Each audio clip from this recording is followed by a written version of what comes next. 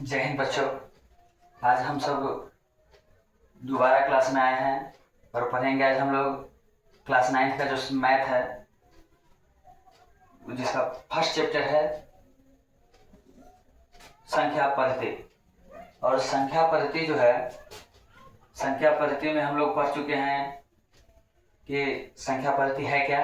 आज हम रिवाइज कर ले, कुछ रिवाइज करने के बाद आगे बढ़ेंगे।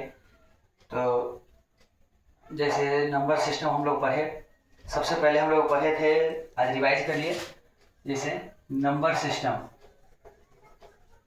नंबर सिस्टम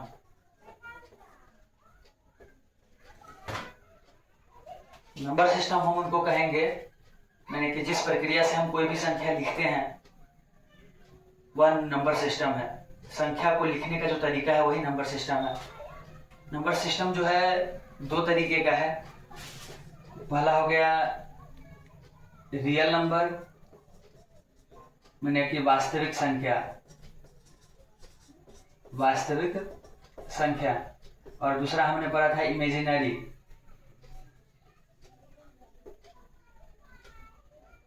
इमेजिनरी नंबर, माने कि काल्पनिक संख्या, काल्पनिक संख्या। रियल नंबर मतलब वास्तविक संख्या और इमेजिनरी नंबर मतलब काल्पनिक संख्या। वास्तविक संख्या हम बताए थे कि परिमेय, परिमेय और अपरिमेय संख्या, अपरिमेय संख्या का जो समूह होगा उस समूह को हम लोग वास्तविक संख्या बोलेंगे। और काल्पनिक संख्या जो है, माने कि जब किसी संख्या का वर्ग निकालते हैं और वर्ग जो है निगेटिव आता है, मतलब किसी संख्या का वर्ग निकाले और वर्ग जो है जिसका जवाब नकारात्मक आएगा, उसको हम लोग काल्पनिक संख्या कहेंगे। हम लोग इसके बाद हम लोग प्रकृत संख्या पढ़े थे। प्रकृत संख्या जिसको हम लोग नेचुरल नंबर बोलते हैं, नेचुरल नंबर मतलब कि गिनती की संख्याओं को हम लोग प्राकृत संख्या बोलते हैं। जितनी गिनती की संख्या है उनको हम प्राकृत संख्या बोलेंगे। इसको हम लोग n से सूचित करते हैं, ये बात पता है। उसके बाद हम दूसरा पढ़े थे पूर्ण संख्या। पूर्ण संख्या जो है, पूर्ण संख्या का मतलब हो गया whole number, whole number. Whole number मतलब कि जब हम गिनती की संख्या में शून्य को सम्मिलित कर लेते हैं तो उसको हम लोग पूर्ण संख्या बोलते हैं। यानी कि जीरो के साथ साथ हम अगर 1 2 3 गिनती की संख्याएं और पढ़ें तो वे सभी चीजें क्या हो जाएगी, पूर्ण संख्या हो जाएगी। और इसको हम लोग जो है W से सूचित करते हैं। किससे सूचित करते हैं? W से, W से सूचित करते हैं। और इसके बाद हम लोग पढ़े थे पूर्णांक। पूर्णांक, पूर्णांक मतलब हो गया इंटीजर। क्या हुआ? इंटीजर, इंटीजर्स मतलब कि पूर्णांक। पूर्णांक हम उनको कहेंगे कि जिसमें नेचुरल नंबर भी हो और नेचुरल नंबर के साथ ये जीरो होगा तो वो होल नंबर हो जाएगा, और होल नंबर के साथ निगेटिव नंबर रहेगा तब हम उसको पूर्णांक बोलेंगे। पूर्णांक का मतलब कि वैसी संख्या समूह जिसमें positive number, negative number, negative number और साथ में जीरो, मतलब ये तीनों का समूह होगा। मतलब धनात्मक, ऋणात्मक और शून्य, इन सभी संख्याओं का ये समूह होगा, उसको हम लोग इंटीजर्स बोलेंगे, माने पूर्णांक बोलेंगे। ठीक। उसके बाद है अभाज्य संख्या। क्या है? अभाज्य संख्या मतलब कि प्राइम नंबर। अभाज्य संख्या मतलब प्राइम नंबर। ठीक। हम वैसी संख्या को कहते हैं कि जो एक के अलावा स्वयं का जिस माने कि गुणन, माने क्या कहते हैं, जिस संख्या से भाग लगता है तो एक और अपने को छोड़कर किसी दूसरी संख्या से भाग नहीं लगता है, तो उसको हम लोग अभाज्य संख्या कहते हैं। तो जैसे मतलब कि 3 हो गया, 5 हो गया, 7 हो गया, ये ऐसी संख्याएं हैं जिनको हम एक और इनके खुद की संख्या के अलावा किसी दूसरी संख्या से विभाजित नहीं कर सकते हैं, इसको हम लोग अभाज्य संख्या कहेंगे। एक बात और, 1 से 100 तक के बीच में 1 से 100 के बीच में 25 गो क्या है, परिमेय संख्या है।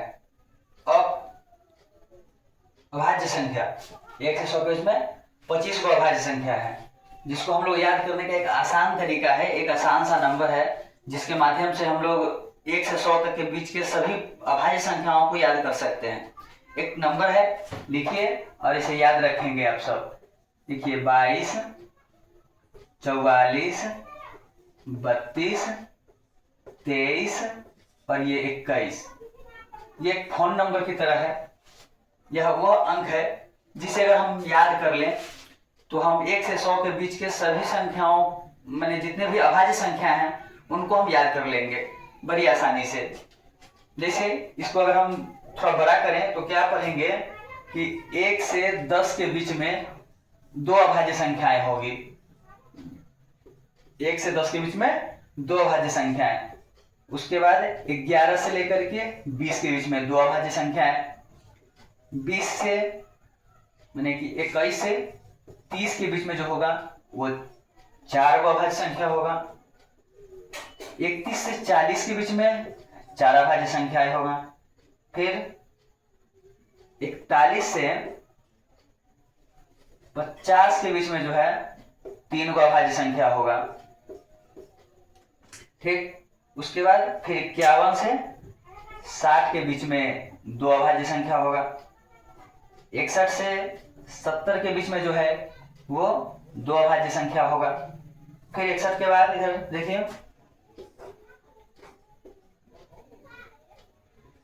71 से 80 के बीच में 3 अभाज्य संख्याएं होगी। उसके बाद 81 से 90 के बीच में जो होगी वो 2 अभाज्य संख्याएं होगी। और 91 से 100 के बीच में जो है 1 अभाज्य संख्याएं होगी। तो हम इतना बड़ा याद ना करके हम सिर्फ इसको सिर्फ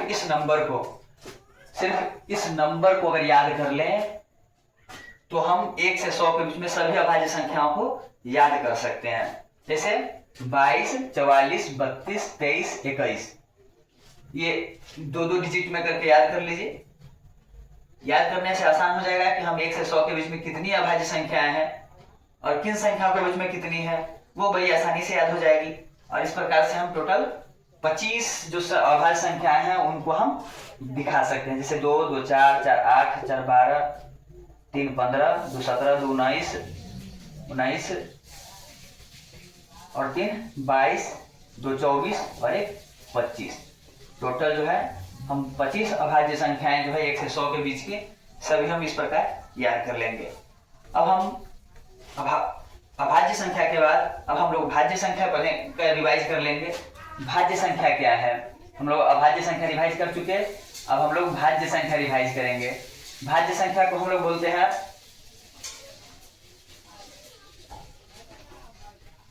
कंपोजिट नंबर। कंपोजिट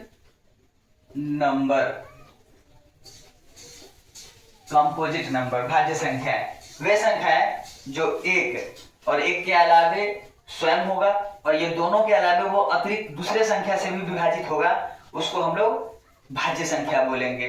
माने कि वह खुद से तो विभाजित होगा ही होगा, उसके बाद 1 से होगा, वह खुद किसी संख्या से होगा और उसके अलावे किसी और संख्याओं से विभाजित होगा। जैसे हम अगर हम माने कि 6 लेते हैं तो 6 जो है 1 से भी होगा, 2 से भी होगा, 3 से भी होगा और 6 से भी होगा। तो देखिए 1 और 6 ये दो संख्याएं जो है, एक तो है स्वयं मतलब कि जो खुद संख्या है वही संख्या, इसके अलावे अगर किसी दूसरे संख्या से अगर विभाजित होता है तो इसका मतलब है यह संख्या जो होगा वह भाज्य संख्या होगा। ठीक, तो अभाज्य संख्या हम लोग पढ़ लिए, भाज्य संख्या पढ़ लिए जिसका मतलब कि विभाजित जो है वह 1 या अपने को छोड़ के किसी और संख्या से विभाजित होता है तो वह भाज्य संख्या, अगर सिर्फ स्वयं और 1 से विभाजित होता है तो वह अभाज्य संख्या। 1 से 100 के बीच में सभी अभाज्य संख्या हम लोग कर लिए हैं। अब हम लोग पढ़ेंगे सह अभाज्य संख्या। ये सब हम लोग का रिवीजन हो गया। अब हम लोग पढ़ेंगे सह अभाज्य संख्या मतलब को प्राइम नंबर। क्या पढ़ेंगे? को प्राइम नंबर। को प्राइम नंबर का मतलब होता है कि वैसी संख्याएं, को प्राइम नंबर मतलब वैसी संख्याएं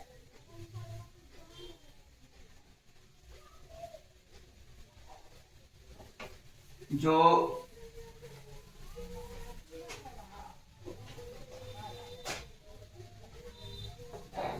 सह अभाज्य संख्या,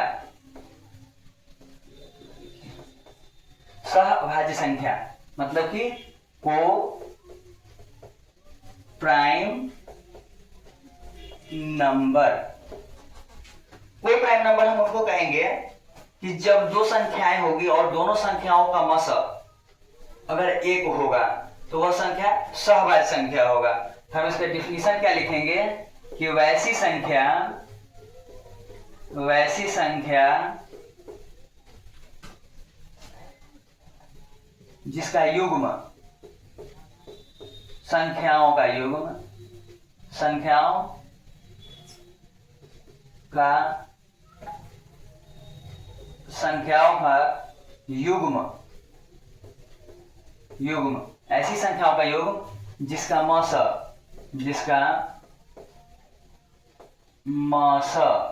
इसको हम लोग महत्तम समापवर्तक बोलते हैं। महत्तम समापवर्तक या अंग्रेजी में बोलेंगे तो HCF बोलेंगे कि HCF जो होगा वह क्या होगा? एक आएगा। क्या आएगा? एक आएगा। वैसी संख्या का युग्म जिनका मस HCF जो है एक आएगा, वैसी संख्याओं को हम लोग सहअभाज्य संख्या कहेंगे। उसे सहअभाज्य संख्या कहते हैं। सहअभाज्य संख्या कहते हैं वैसी संख्याओं का युग्म जिनका मसा एक हो उसे सहअभाज्य संख्या कहेंगे। जैसे में कि अगर हम किसी संख्या का HCF निकालें, जो संख्या अगर A और B हो और दोनों संख्या का HCF निकालने पर अगर हमको जवाब एक आता है तो ये A और B वह संख्या होगा, संख्या युग्म होगा जो क्या होगा? सहअभाज्य संख्या होगा। जैसे कि 2 और 3 का अगर हम HCF निकालते हैं तो देखिए 2 और 3 यहाँ लिखिए, इसका HCF हम लोग इसी तरह बनाते हैं जी। तो 2 एकम 2, हासिल इधर आया 1। एक जो है जो भाजक से शेषफल से भाजक बन जाएगा और जो भाजक है वो भाज्य बन जाएगा। ठीक, तो एक एकम एक फिर लगाएंगे, 2 में से 1 गया तो 1 बचा, और फिर जब 1 बचेगा तो क्या होगा कि फिर ये जो पहले शेषफल भाजक बना फिर भाजक क्या बन जाएगा? यहाँ पर भाज्य बन जाएगा। फिर एक एकम 1 लगाएंगे और ये पूरा खत्म हो जाएगा, माने कि 1 से 1 खत्म हो जाएगा, कट जाएगा। तो ये जो मेरे पास इधर बचा ये क्या हुआ? यही इसका HCF है।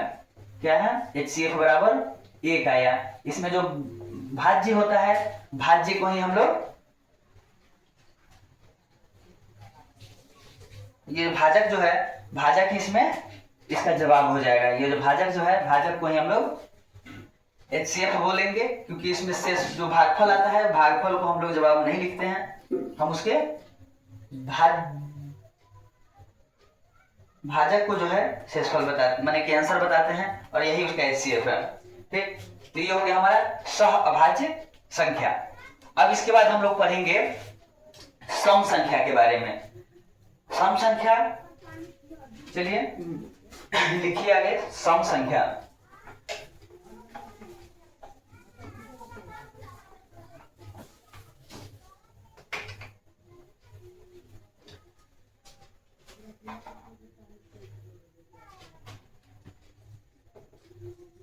सम संख्या, सम संख्या का मतलब हो गया इवन नंबर।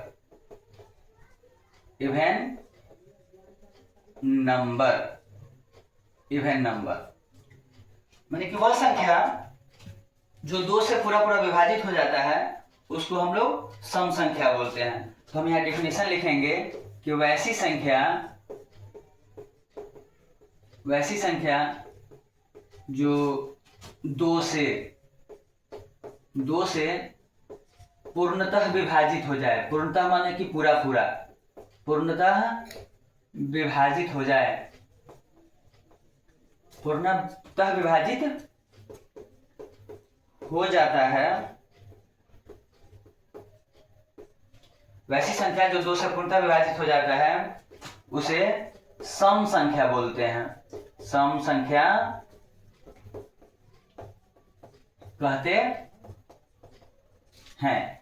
वैसी संख्या जो दो से पूर्णतः विभाजित हो जाता है उसे सम संख्या कहते हैं। जैसे कि 2, 4, 6, 8, 10, इस प्रकार से जो भी संख्या हम लिख लें वो सभी हो जाएंगे। इस सम के बाद अब हम लोग पढ़ेंगे विषम संख्या। सम संख्या समझ में आ गया होगा सबको, आशा करते हैं समझ में आ ही गया होगा। अब सम के बाद हम लोग पढ़ेंगे विषम संख्या के बारे में। विषम संख्या भी कुछ इसी तरह का है। जैसे इसमें हम कहेंगे कि वैसी संख्या जो जिनका भाग जो है वह क्या होगा, 2 से पूर्णतः नहीं लगेगा, मतलब कि विषम संख्या।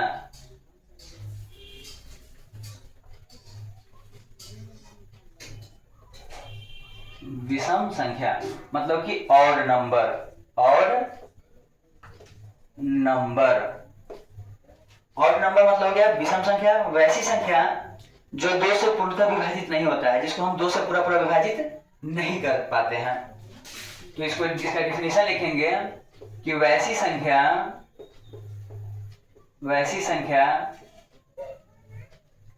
जो 2 से पूरा पूरा विभाजित नहीं होता है, पूरा पूरा विभाजित नहीं होता है, विभाजित नहीं होता है, विभाजित नहीं होता है, उसे विषम संख्या कहते हैं। उसे विषम संख्या कहते हैं। वैसी संख्या जो 2 से पूरा पूरा विभाजित नहीं होता है उसे हम लोग विषम संख्या कहते हैं। मतलब कि एक फॉर एग्जाम्पल समझ लीजिए कि जैसे 3 हो गया, 5 हो गया, 7 हो गया, ठीक ना, 11 हो गया। ये ऐसी संख्याएं हैं जिनको हम अगर 2 से विभाजित करते हैं, 2 से भाग लगाते हैं तो वो संख्या पूरा पूरा नहीं कटेगा, मतलब शेषफल कुछ ना कुछ बचेगा। शेषफल जो होगा वह 0 नहीं हो पाएगा। शेषफल जो है वह कभी भी 0 नहीं हो पाएगा। अगर शेषफल 0 हो जाएगा तो वह सम संख्या हो जाएगा, लेकिन शेषफल अगर 0 नहीं होता है, कुछ ना कुछ शेषफल बचता है, तो वह संख्या जो होगा वह क्या होगा, वह विषम संख्या होगा। ठीक, अब हम लोग पढ़ेंगे परिमेय संख्या। क्या पढ़ेंगे? परिमेय संख्या। वैसी संख्या जिसको हम लोग भिन्न के रूप में, मतलब परिमेय p बटा q के रूप में लिख सकते हैं। तो लिखेंगे डिफिनीशन,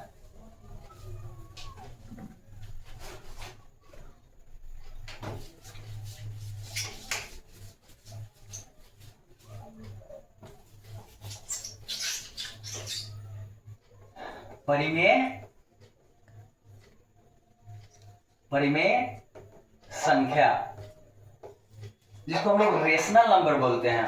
क्या बोलते हैं? Rational number. रेशनल नंबर वैसी संख्याएं जिनको हम p बट्टा q के रूप में लिखते हैं, माने बट्टे वाले स्वरूप में, बट्टा में लिखते हैं, मतलब भिन्न के रूप में लिखते हैं, तो उसको हम लोग परिमेय संख्या कहते हैं। तो इसका डिफिनेशन लिखेंगे कि वैसी संख्या जिसे हम p बट्टा q के रूप में लिख सकते हैं। वैसी संख्या जिसे हम p बट्टा q के रूप में लिख सकते हैं उसे परिमेय संख्या कहते हैं। लिख सकते हैं उसे परिमेय संख्या कहते हैं। परिमेय संख्या कहते हैं। ठीक, वैसी संख्या जिसे हम p बटा q के रूप में लिख सकते हैं उसे परिमेय संख्या बोलेंगे। मतलब कि इसमें एक और शर्त है कि जहां ये परिमेय संख्याएं लिखी जाएगी उसमें q बराबर जो है वह कभी भी जीरो नहीं होगा। q not equal to zero, मतलब कि हम भिन्न के जो हर हैं, q मतलब कि हर, डिनोमिनेटर क्या होगा, डिनोमिनेटर, हर जो होगा, डिनोमिनेटर जो होगा वह कभी भी शून्य नहीं होगा। अगर हम शून्य लिखेंगे तो वह अपरिभाषित हो जाएगा। क्या हो जाएगा, अपरिभाषित हो जाएगा, क्योंकि हम किसी भी संख्या में जीरो से भाग नहीं लगा सकते। अगर हम 2/0 लिख दें तो ये क्या हो जाएगा, अपरिभाषित हो जाएगा, ये सही नहीं होगा। सही कहने का मतलब कि कभी भी हर जो है, डिनोमिनेटर जो है वह कभी भी शून्य में न लिख सकें। यानी अगर हम जीरो को नोमिनेटर बना दें तो वह सत्य होगा, सही होगा, लेकिन जीरो को हम कभी भी डिनोमिनेटर नहीं बनाएंगे। अगर डिनोमिनेटर कर दिए तो ये संख्या क्या हो जाएगा, ये जो डिनोमिनेटर अगर हम जीरो कर दिए तो वह संख्या परिमेय संख्या नहीं होगा। तो हम 0/2 लिख सकते हैं, 0/3 लिख सकते हैं, मतलब कि 2/5 लिख दीजिए, 3/4 लिख दीजिए। तो ये सब सारी संख्याएं क्या है, परिमेय संख्या है। एक बात और कि जिस संख्या को हम पाई बोलते हैं, कभी आप लोग पाई सुने होंगे, पीछे वाले क्लास में जरूर पाई के बारे में पढ़े होंगे। तो ये पाई जो है अगर हम इस तरह मार्क लगाते हैं तो पाई जो है अपरिमेय संख्या हो जाएगा। लेकिन इसी पाई का मान अगर हम 22/7 रखते हैं, 22/7 अगर लिखते हैं तो ये संख्या क्या हो जाएगा, परिमेय संख्या होगा। तो अगर हम पाई का मान 22/7 रखें तो वह 22/7 जो है परिमेय होगा। लेकिन अगर हम पाई लिखते हैं तो पाई अपरिमेय संख्या होगा। इसी के साथ हमको एक बात और पता चल गया कि जीरो क्या है, परिमेय संख्या है। जीरो क्या है, परिमेय संख्या है। तो इसको आप स्टार लाइन में भी लिख सकते हैं कि शून्य जो है वह क्या है, परिमेय संख्या है। शून्य परिमेय संख्या है। ठीक है, उसी प्रकार ये भी लिख सकते हैं कि पाई जो है अपरिमेय संख्या है, पाई अपरिमेय संख्या है। लेकिन इसी जगह अगर इसका पाई का मान 22/7 लिया जाए तो वह क्या हो जाएगा, परिमेय संख्या हो जाएगा, परिमेय संख्या होगा। ऐसा समझ में। तो जीरो क्या हो गया, एक परिमेय संख्या हो गया। ये पाई अगर लिखते हैं तो ये पाई क्या हो गया, पाई जो है वह क्या हो गया, अपरिमेय संख्या हो गया। लेकिन इसी पाई का मान अगर हम 22/7 रखते हैं तब वह परिमेय संख्या हो जाएगा। चलिए, तो हम परिमेय संख्या पढ़ लिए। अब हम लोग चलेंगे आगे अपरिमेय संख्या की तरफ, समझिए। तो अपरिमेय संख्या का मतलब हो गया इसी का विपरीत हम सब लिखेंगे इसको, कि जिसको हम p/q के रूप में नहीं लिख पाएंगे। तो देखिए इसको अपरिमेय लिखिए।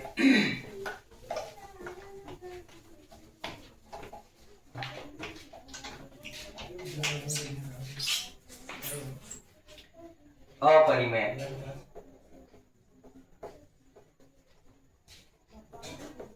संख्या मतलब कि इरेशनल नंबर, इरेशनल नंबर,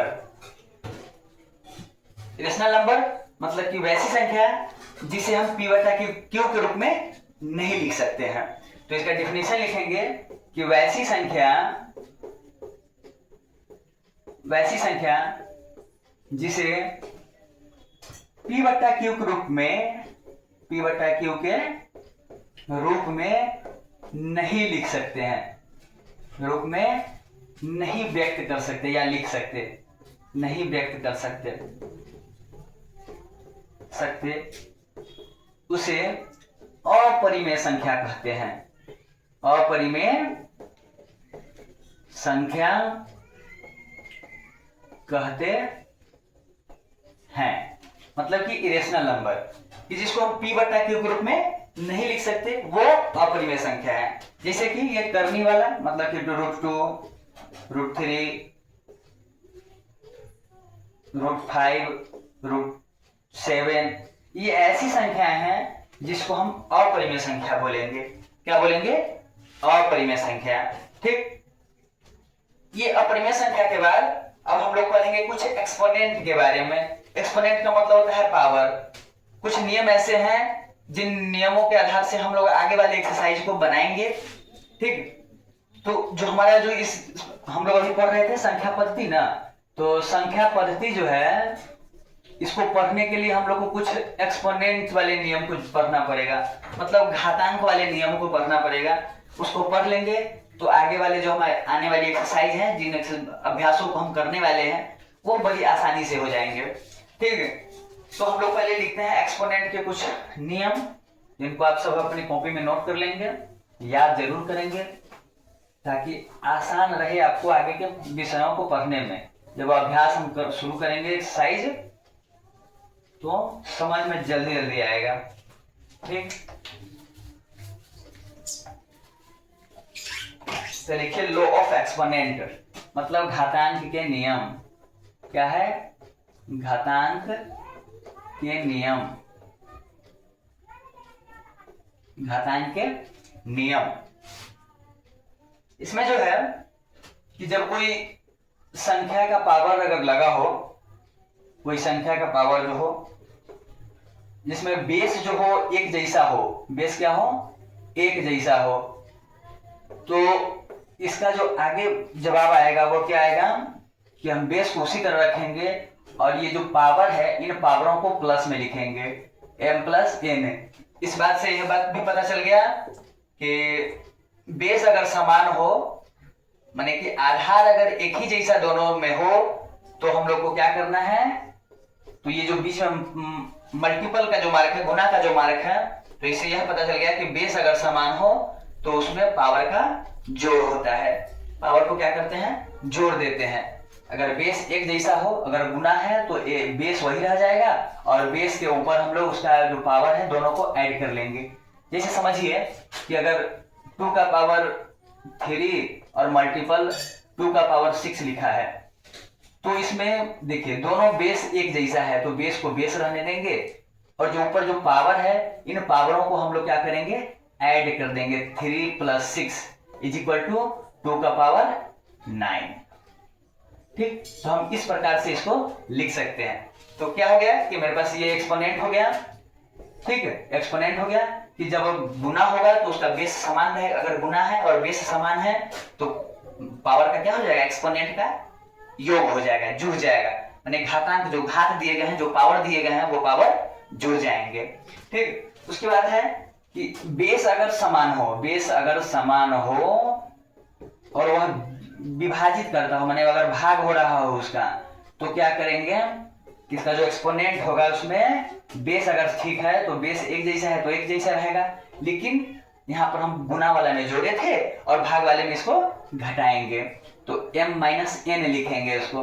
मतलब कि अगर कि जैसे अभी ऊपर बताएं कि जैसे 3 का पावर 4 है और डिवाइडेड जो है 3 का पावर माने कि 2 है, तो इसको हम क्या लिखेंगे कि बेस है तो एक ही रहने देंगे और जो ऊपर पावर है उसको क्या करेंगे? माइनस करेंगे। क्या करेंगे? माइनस कर लेंगे। तो हमारे पास क्या जवाब आएगा? 3 का पावर 2 आ जाएगा। तो इसका मतलब ये हो गया कि जब हम भाग करते हैं और उसमें एक्सपोनेंट का काम होगा तो बेस समान रहे तो ऊपर जो पावर है एक्सपोनेंट जो है उसका क्या हो जाएगा? घटाव हो जाएगा। ठीक, अब आगे जो है कि अगर किसी अंक का मतलब a का पावर अगर 0 दिया हो तो ये पूरे का मतलब 1 होता है। अगर किसी भी संख्या का अगर पावर 0 दिया हो तो हम उसको 1 मान लेते हैं। माने मान क्या लेते हैं? 1 होगा। मतलब कि जैसे कोई संख्या 5 है, अगर इसका पावर हम अगर 0 लिख दें तो ये पूरी संख्या के बदले हम 1 लिख देंगे। ठीक, माने इसका जो पावर होगा वह मान जो होगा पूरी संख्या का वह 1 हो जाएगा।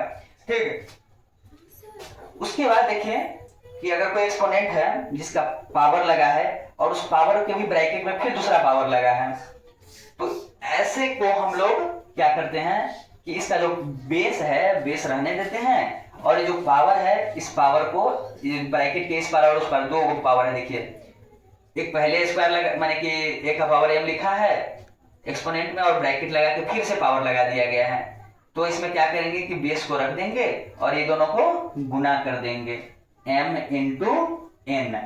मतलब कि यहाँ देखिए कि अगर हम किसी संख्या को, जैसे मानिए कि कोई संख्या 4 है, अगर इसका पावर मानिए कि 2 रख दिए हैं और इसको ब्रैकेट लगा के फिर 3 कर दिए हैं, मानिए कि 4 का पावर 2 और इसका भी पावर 3, तो जब ऐसी स्थिति रहेगी तो क्या करना है कि बेस के साथ कोई छेड़छाड़ नहीं, बेस वैसा ही रहेगा और ऊपर जो पावर है उसको हम लोग गुना कर लेंगे। क्या करेंगे? गुना करेंगे। तो 2 इंटू 3 लिखेंगे इज इक्वल टू क्या हुआ कि 4 का पावर 3 2 6, 4 का पावर जो है 6 हो जाएगा। गुना का क्या करेंगे हम, जो पावर है दोनों का एक दूसरे को गुना में बदल देंगे, गुना कर देंगे और जवाब मेरा आ जाएगा। ठीक, अगला एक्सपोनेंट है कि अगर कोई भिन्न में लिखा हो a बाई बी लिखा है और उसका पावर माइनस n है, मतलब कि कोई भिन्न दिया हुआ है या कोई भी संख्या दिया हुआ है, अगर उसका वो अगर परिमेय में ना होकर, अगर कोई संख्या तो परिमेय है, ये है बटन दे सकते हैं, तो a बाई बी लिखा है इसका पावर माइनस n है, तो जब किसी भी अंक का पावर एक्सपोनेंट जो है अगर माइनस रहेगा, घातांक अगर माइनस में रहेगा, तब हम उसको कैसे बदलेंगे कि ये जो a बाई बी हम इसमें देख रहे हैं इसको पलट देंगे। जैसे कि अगर हम बटापर का भाग बनाए होंगे तो हमको ध्यान होगा कि जब हम संख्या को क्या करते हैं उलट पलट कर देते हैं। ठीक है, तो देखिए a बाई बी है तो इसका रेसिप्रोकल कर दीजिए, मतलब कि b बाई a कर दीजिए और ये पावर जो है क्या होगा प्लस में बदल जाएगा। किसमें बदल जाएगा? प्लस में बदल जाएगा। ठीक, तो हम इस प्रकार इस एक्सपोनेंट को चेंज कर सकते हैं। अगर मानिए कि a का पावर अगर सीधे माइनस n दिया होगा, इसके नीचे तो कुछ है नहीं, यहाँ तो ऊपर जो था भिन्न में दिया हुआ था, यहाँ भिन्न में दिया ही नहीं हुआ है, तो क्या होगा कि हम इसके नीचे एक लगा सकते हैं। तो हम एक इसके नीचे अगर मानिए कि अगर इसके इधर कुछ नहीं है, इसके नीचे कोई संख्या नहीं है, तो चलिए इसको क्या करेंगे, हम मानते हैं कि इसके नीचे कुछ नहीं है तो एक अपना से दे सकते हैं। अगर हम अपना से एक दे सकते हैं तो इस एक को क्या करेंगे ऊपर लेके चले जाएंगे, ये नीचे आ जाएगा और पावर जो है माइनस से प्लस में चेंज हो जाएगा। जैसे अभी यहाँ पर समझे थे क्या, जैसे 5/2 लिखा है और इसका पावर माइनस n लिखा हुआ है, माइनस n लिखा है, तो हम इसको क्या करेंगे 2/5 लिखेंगे और इसका पावर प्लस में n में चल जाएगा। जैसे मैंने n को अगर हम मानिए 2 लिख दिए हैं, -2 लिख दिए हैं, तो यहाँ पर +2 हो जाएगा। क्या हो जाएगा? +2 हो जाएगा। और उसी प्रकार अगर देखिए सीधे a का पावर -n लिखा है, तो देखिए इसको बदल दें कैसे, a बाई 1/a में, मतलब कि अगर किसी संख्या मानिए 5 है और ये 5 का पावर -3 रखा हुआ है, तो हम इसको कैसे चेंज करेंगे, तो देखिए इस 5 के बदले 5 को पलट देंगे, 5 के नीचे नहीं कुछ है तो एक हम तो मान सकते हैं, जब मान सकते हैं तो एक ऊपर चला जाएगा, 5 नीचे आ जाएगा और ये -3 जो था वह पावर अब +3 में आ जाएगा। क्या आ जाएगा? +3 में। तो इस एक्सपोनेंट का मतलब यही है कि अगर किसी जिस माने इकाई माने जो संख्या जो दिया हुआ है, इस संख्या का अगर पावर माइनस में दिया हुआ है तो हम उसको बट्टा में बदल लेंगे, एक ऊपर कर देंगे, 5 नीचे कर लेंगे और उसका पावर जो है प्लस में चेंज हो जाएगा। ठीक, इस एक्सपोनेंट के बाद जो है कि अगर कोई भाग जैसा दिया हो तो हम उसको कैसे चेंज करेंगे, तो देखिए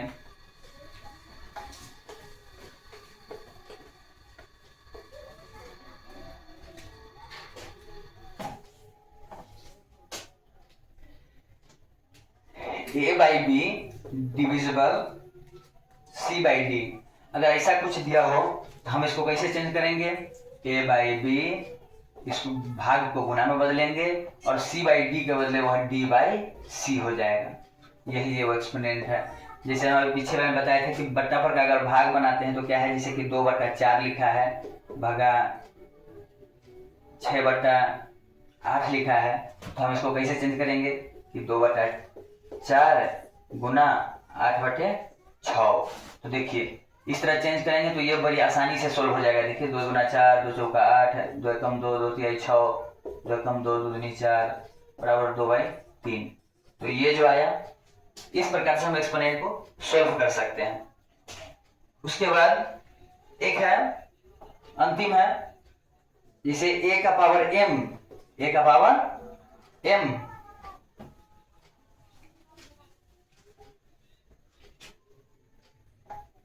इज इक्वल टू a का पावर n, a का power m is equal to a का पावर n।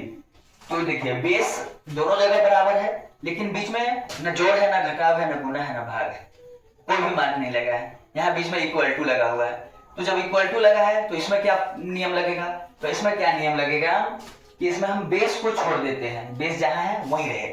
बेस के ऊपर जो एक्सपोनेंट लगा है, पावर जो लगा है, घातांक जो लगा है, उस घातांक को हम लोग बराबर कर लेते हैं। मतलब कि m बराबर n, m बराबर n, बेस को यहीं छोड़ देंगे और ऊपर जो पावर है उस पावर को बराबर कर लेंगे, तब वो संख्या क्या हो जाएगा।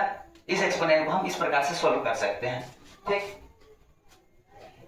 जैसे में कि अगर a का पावर x है और बराबर a का पावर अगर y है, a का पावर x और a का पावर y, तो देखिए इस a को हम यही छोड़ देंगे और इसको क्या करेंगे, x बराबर y रखेंगे, x बराबर y कर लेंगे। बस यही समझना है हम लोग को। ठीक, कि कोई भी संख्या अगर बेस माने कि बराबर के इस पार और उस पार, दोनों का बेस अगर बराबर है तो बेस को वहीं छोड़ देंगे, आधार को वहीं रहने देंगे और उसका जो पावर है उस पावर को हम उस पार लेके चले जाएंगे और दोनों को बराबर कर लेंगे। सिर्फ बेस बराबर कर माने पावर जो है बराबर कर लेंगे। ये हो गया हमारा एक्सपोनेंट।